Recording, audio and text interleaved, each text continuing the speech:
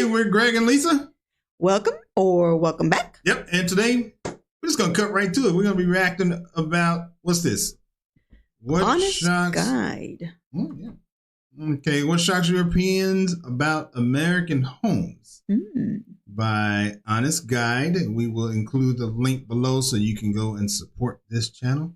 1.73 million subscribers. He's a biggin. 4,000 people like this video. Oh, yeah. Let's go ahead and give it a like. And subscribe. And subscribe. Okay. All right. So what we're going to do here is go ahead and get started. Okay. I'm a European currently staying here in this American house. And these are little differences, sometimes major differences, that I notice. So please come on in and don't take your shoes off. Oh, what? Okay. First off, that's not true. Your shoes off. Yeah, take your shoes off. No shoes on. Yeah. Okay, this is just me being weird, but I prefer these switches over the European ones. Oh. Also for the reason that it says on and off. Wait, those are European switches? The big fat ones. Oh, I didn't know that. Did you know that? Huh? Oh, and ours are all thin and can get dirty looking like that. And the screws have to be up and down, not all sideways, you know. Whoa. Okay. In little writings on the switch. So even if I flip it up, nothing lights up. I know I just turned something on, so I better turn it off. And there's one more thing I love about switches in US. When I first got into this house and I flipped on this switch, I noticed the light is kind of dim. Well, there is a dimmer, so you can actually move it and make it brighter. You rarely see that in a European household. You quite frequently see it here. And I'm used to the round button that you push and then you turn it. But in this house, there's like a little puller on the side that I didn't notice for a while. So Not all houses have that. No. But some do. Some do. Apparently his does. Okay. I was here in the darkness. Ooh. Now, unlike European beds where we use dimensions to tell you how big the bed is, in US they make it simple by calling it a queen size or a king size. But let's not talk about the width. I rather want to talk about the height, because beds in US are always quite high up, and I prefer that over the European way how we do it. To be honest, I try to make my bed in my European apartment as high as possible, but it's nowhere near as high as all the American beds I sleep on. This one is extremely soft, by the way. I don't know what's wrong with it. I mean, look at it.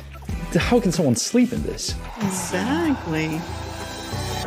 So almost every room I've been to in US has another room attached to it. So you walk in and you're like, oh, what's that secret room?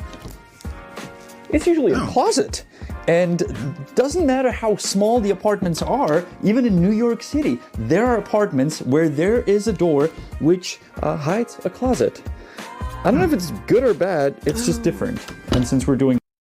Because in Europe, we live in Spain, by the way. Yeah. So if you didn't know that, we are U.S. citizens that moved to Spain in 2024. Yeah. So probably because there's like, our closet is like a movable armoire. Yeah. Yeah. It's their movable. You buy them from IKEA or something like that. Right. Yeah. So, but in America, we have closets. Yeah, and besides that, where are the ghosts going to hide? You know. Differences, I figured I'd mention it.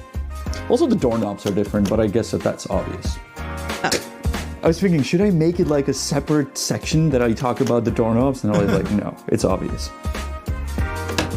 And not only there's a walk-in closet in most of the rooms, there's one right there, but there's usually a bathroom attached. And I love that as a European. Every bedroom has its own bathroom in a... There's a raccoon in the air conditioning system. We'll get to it later, but it's freaking me out. I've been in this house for a week by myself, and like there's something under the floors. Can you imagine how scary that is? And I'm the only guy in the neighborhood without a shotgun. Wow. This is a biggie, and I can already hear you say it. American showers are stupid. You turn it on and blast into your face.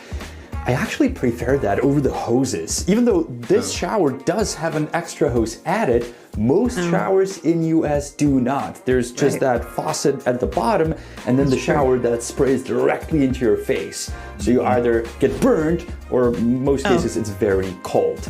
Believe it or not, but at my house in Europe, I have the shower set up that when you turn on the water, yes, that's what I'm talking about. Yeah, the shower. It first goes from the ceiling, but it's not blasting into your face. It's kind of that, rain shower thing. Yeah. Oh, that guy. Okay, I'm not going to talk about the different system of the toilet, but you can probably imagine I do not want to get into details, but I'm going to talk about flushing and the amount of water you actually use in US to water down your whatever, and in Europe, because most US toilets, or actually all of them I saw, have just that one lever. In Europe, we have two buttons. One is larger and one is smaller, and you can probably figure out. You find that I always end up pushing the larger one. Whoa, you're breaking the rules. I'm breaking the rules. I push what I'm supposed to push. And it's pretty much on all of the toilets I know now, and I think that's better. There's one thing I prefer about US toilets. I just don't want to get into details, so let's leave it. They're lower. Makes sense. Have you ever thought about it? Yeah. US toilets are lower, so your knees are higher, so it's easier. Yeah. Think about it. You got to get a squatty potty. Why are you telling our business? It's better. And since we're already on the John, let's talk about the partner of today's video, because it is phone related, and that is Saily. It's a super great service. It's an app that you download and you get yourself an eSIM card. So if you're planning a trip to Europe to look at our cool toilets or whatever else you'll see at the households, make sure you get your phone ready with an eSIM. You just select a SIM card and get your data plan so you can, do this while you do this. Also, the benefit of an eSIM card is that you don't have to go to a store to physically buy it. You just buy it on your phone while at the airport when you're going somewhere. And it's cheaper than at the store. He's at Wally World. Yeah. I'm at the store to get bread, not a SIM card. And of course, we let this play through. So if his link's going to be in the description below if you want to go and support him by getting that eSIM. Go for it. I wish there were e-breads. No. If you use the code HONESTGUIDE, you'll get 15% off. It's an absolute essential, so get it. The app is called Saily. I'll put a link below in the description, and you'll get 15% off if you click that link or Honest Guide. Thank you, Saily. Thank you, Saily. I'm moving on. Yeah. Go right Let's move on. Yeah. This is something I wish every European household would have. Not a bed nor a light, but the light switch. That is right under the light bulb, so even if you don't know the light, you'll always be able to locate it. In Europe, it's always somewhere on the wire, and usually it's sort of hidden behind the table, or at least in cases I know. So once looking for the switch, you knock things over, and like here, you can always find it. I love it. That's true. Oh, I never realized that. Another thing, they have the lights to the room next to the bed. Yeah. Here in Europe. Or at least in Spain. Mm-hmm. Which I don't know, it might be too bright. You're trying to still sleep and I'm trying to turn on the big light. Yeah, that's too bright. But it's nice to have it by the bed. Yeah. So right before you go to bed, Yeah. Makes sense. Gowns of magic. Ooh. Am I just watching a YouTuber that's happy that he knows how to turn on and off a lamp? Yes, you are. So to heat a house in Europe, most likely you will have a radiator placed under a window. In it is hot water that will heat up your house or your apartment. In US, most often you'll come across these vents that will blow either hot or cold air, depending on the season. Right now it's winter, so it's blowing hot air. And in the summer, when it gets hot down here in Florida, you can use it as air conditioning. I think those houses, the ones that have vents like on the floor like that, we had those growing up, and it was like 1980s. It was old. Yeah. So I don't think the newer homes have those, because I think he might be in looks like a modular home. Yeah. Looks like what he was in. Mm-hmm. Currently, the fun fact about this ventilation system is that something's living inside of it. I've been in this house for a week, and we became friends over time. I don't know if this is just me noticing this, but like every house I've been to in the US has a ceiling fan. I don't think I've ever seen one in Europe, or like it's very rare. And usually you flip on the switch in a room and it starts the fan. So you're trying to figure out which one of these is to turn it off. Yeah, it says Hampton Bay. It doesn't say fan or light. This kind of confuses me.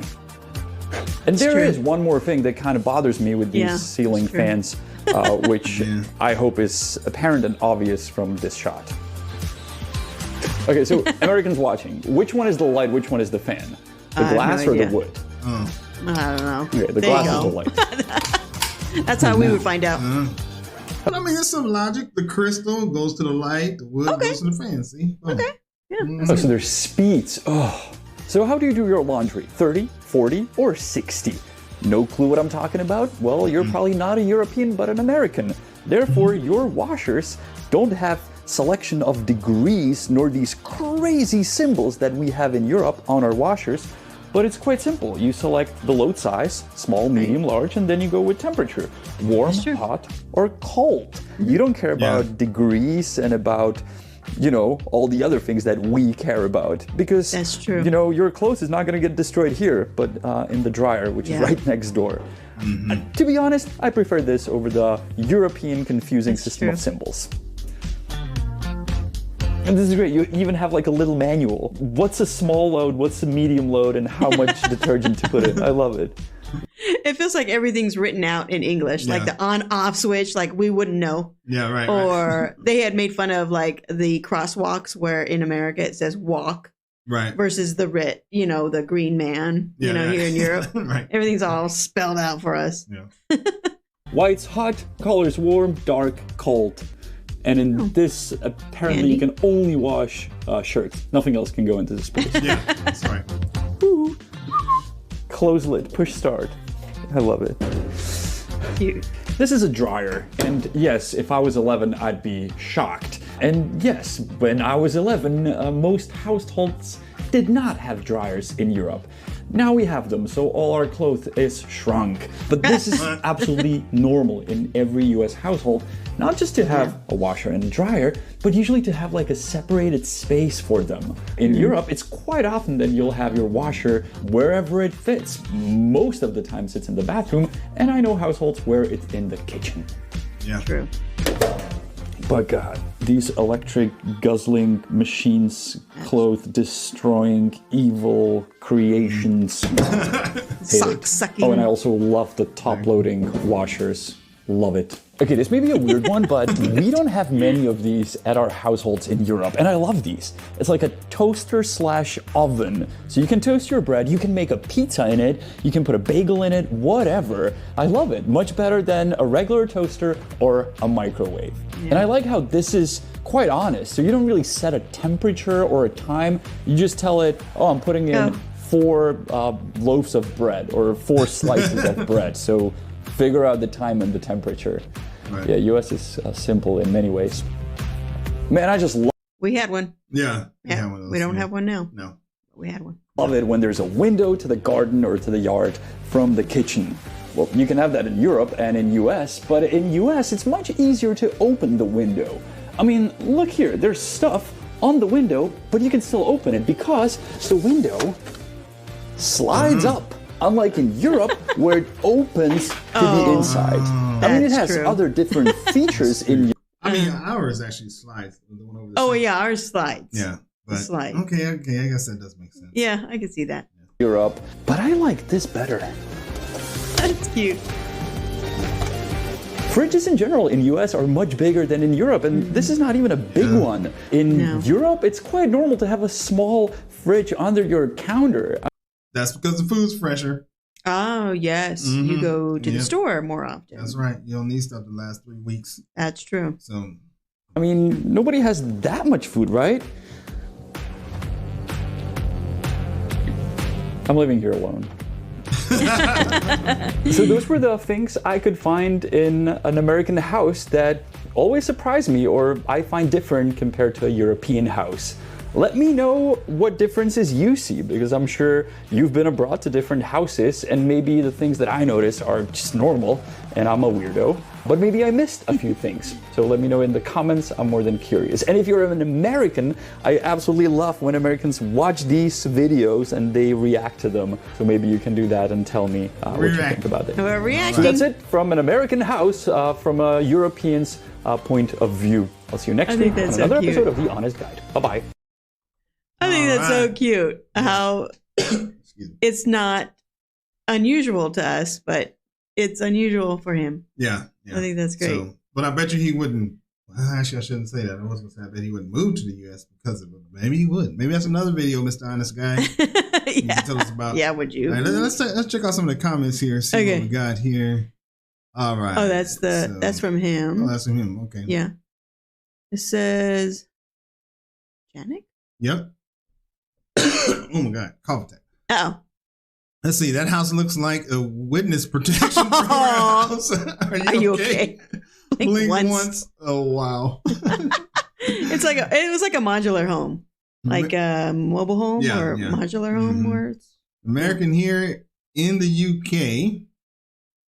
Let's see. Oh, what do I do with it here? Oh, American here in the UK. One thing that is very common in Europe that I love that I have never seen in the US is heated towel racks in the bathroom. Yeah.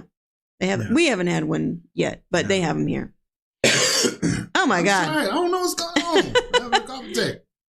Let's see. All right, let's check out one more. I am most shocked by American walls and doors being so thin. What? Push through. Oh, because they're made of sheetrock? Drywall, yeah. Drywall. Yeah. That is true. Right here. All right. Well, cool. That's it. We'll see you on the next video. Bye.